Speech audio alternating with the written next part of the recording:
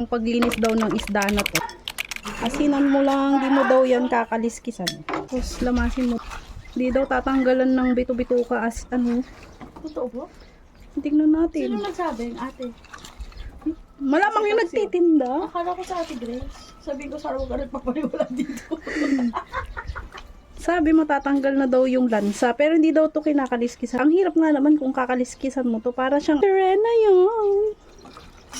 Okay, papaksiw na natin to. Uy, sarap niya, no? Ito yung isda. Sasawsaw natin sa suka. Napaksiw, tapos pinirito.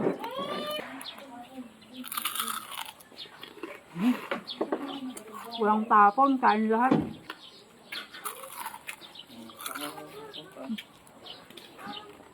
Sarap.